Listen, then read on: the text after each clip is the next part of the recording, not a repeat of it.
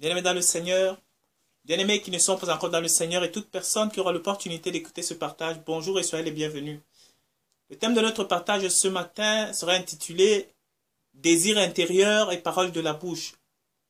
Bien-aimés dans le Seigneur, comme vous-même vous le savez, la Bible déclare que Dieu ne regarde pas aux hommes. Dieu ne regarde pas aux apparences. Dieu ne regarde pas généralement à ce qui sort de notre bouche, mais Dieu regarde à ce qui est au profond de notre cœur, bien-aimé dans le Seigneur. Bien-aimé, la plupart du temps, nous manifestons souvent des choses au travers de notre bouche. Nous faisons ressortir des paroles. Nous avons un langage dans notre bouche qui est souvent contraire aux désirs qui sont dans notre intérieur, bien-aimé dans le Seigneur. C'est pour cela que l'attention que je voudrais tirer ici est que, au grand jamais, Dieu, qui est celui qui a créé toutes choses, Dieu, qui nous connaît mieux que nous-mêmes. La Bible déclare qu'avant que nous soyons assis, Dieu le sait. Quand nous nous levons, Dieu le sait. Quand nous tournons, Dieu le sait. Quand nous mangeons, Dieu le sait. Tout ce que nous faisons, Dieu le sait bien avant nous-mêmes, bien-aimés dans le Seigneur. Donc, il est inutile d'essayer de mentir à Dieu. Il est inutile d'essayer de feindre avec Dieu. Il est inutile d'essayer de faire semblant avec Dieu, bien-aimé dans le Seigneur. Dieu nous connaît mieux que nous-mêmes. Nous avons souvent cette phrase-ci qui dit qu'il est omniprésent, omniscient, omnipotent. Il sait toutes choses, il est partout. Il a la plénitude de tout, bien-aimé dans le Seigneur.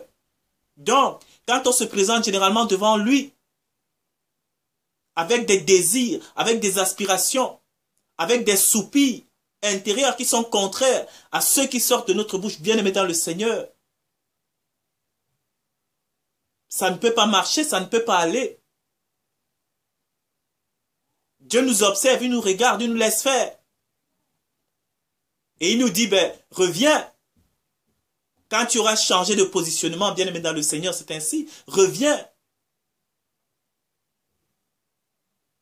Quand tu seras conforme à ce que ta bouche dit, bien-aimé dans le Seigneur, c'est ce que Dieu fait souvent avec la plupart de nos prières. Qu'on ne s'étonne pas, qu'elles ne se réalisent pas, bien-aimé dans le Seigneur, qu'on ne soit pas étonné que rien ne marche. C'est un problème de conformité, bien-aimé dans le Seigneur. Nous le voyons avec la vie de Christ. Tout ce qui sortait de sa bouche était instruit par son Père, bien-aimé dans le Seigneur. Tout ce qui sortait de sa bouche était vraiment ce qui reflétait dans son désir le plus profond. C'était ça, la vie de Christ, bien-aimé dans le Seigneur. Christ ne venait pas dire quelque chose de sa bouche et manifester autre chose au plus profond de lui, bien-aimé dans le Seigneur. Il venait tout simplement manifester la gloire de son Père sur la chair.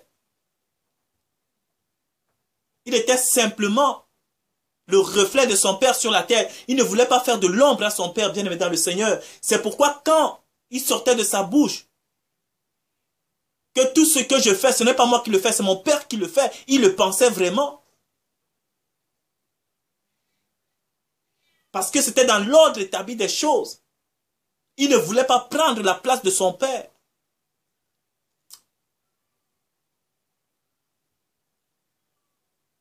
Il n'était pas en imposture devant son Père bien-aimé dans le Seigneur. Il voulait lui-même disparaître afin que son Père puisse apparaître bien-aimé dans le Seigneur. Il n'avait pas deux langages. Il mettait toujours son Père en avant, bien-aimé dans le Seigneur. Et c'était en conformité avec ce qu'il était, lui-même la vie. C'était en conformité avec l'Esprit du Père que lui-même il était. C'était comme ça, bien-aimé dans le Seigneur. Et ceux qui marchaient avec Dieu, ils n'avaient pas un langage spirituel avec la bouche et des désirs qui étaient charnels, matériels. Non, quand ils demandaient l'avènement du royaume de Dieu, ils avaient le désir que le royaume de Dieu se manifeste afin que ça puisse voiler les ténèbres de l'esprit de l'impie qui se manifestait sur la terre. C'était ça leur désir le plus profond, bien-aimé dans le Seigneur. Salomon, il demandait la sagesse au Père Tout-Puissant. Le Père a dit, ok, comme tu m'as demandé la sagesse par rapport à ceux qui sortaient de ta bouche propre, et que moi qui vois le cœur, je l'ai vu aussi dans ton cœur, que c'était le désir que tu voulais voir se refléter, se manifester sur la terre des hommes. Tu voulais la sagesse pour pouvoir diriger ton peuple comme il se devait, pour ne pas te tromper de choix. Alors je te la donne. C'était ça, bien-aimé dans le Seigneur. C'était ça. Il n'y avait pas autre chose. Mais comment est-ce que ces choses se manifestaient? Comment ça se passait? Ces gens étaient dans l'instruction du Père. Ils ne faisaient pas les choses d'eux-mêmes. Ils n'avaient pas commencé hier avec la connaissance de Dieu, bien-aimé dans le Seigneur. C'était les gens qui avaient le désir d'être instruits auprès du Père. C'était les gens qui avaient le désir de marcher avec le Père, d'avancer avec le Père, et plus ils avançaient avec le Père, plus leur lien se développait avec l'Esprit du Père, plus la connaissance était grande en eux, bien-aimés. Et c'était comme ça. Pour avoir les désirs conformes à ceux qui sortent de notre bouche, bien-aimés dans le Seigneur, il faut être instruit dans le Père. Il faut aimer, désirer que le Père vienne véritablement en nous, qui nous enseigne, qui nous montre comment cela se passe. Parce que généralement, c'est l'esprit de l'impie qui l'emporte. C'est souvent la pensée de l'impie qui l'emporte, bien-aimé dans le Seigneur. En nous faisant proclamer les choses qui à l'apparence ont le désir de l'accomplissement de l'œuvre de Dieu, et que dans notre chair, dans notre conscience, nous sommes encore dans les choses du monde, bien-aimés dans le Seigneur. Non.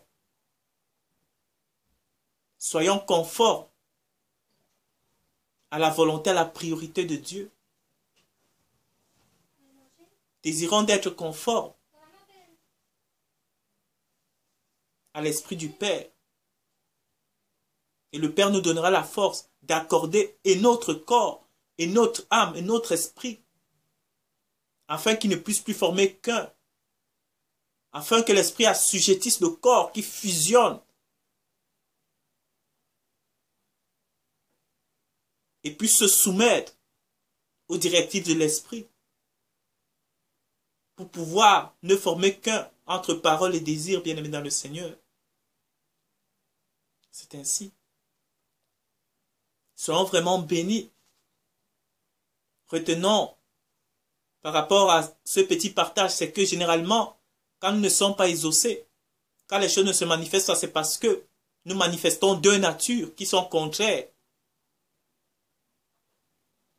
C'est que la bouche, ce qu'elle déclare, ce qu'elle professe, n'est pas en conformité, n'est pas en accord avec nos désirs propres. Et tant que Dieu voit que nos désirs propres restent encore matériels, humains, égocentriques, centrés sur le visible, bien-aimé dans le Seigneur, sur la recherche de notre propre gloire, la recherche de l'élévation. Et en ces choses, bien-aimés, nous ne glorifions que l'impie sans même le savoir. Tant que nous glorifions l'impie dans notre corps et nous professons de notre bouche servir Dieu, bien-aimé dans le Seigneur, ça ne marchera pas. C'est ça. Cherchons à être en conformité.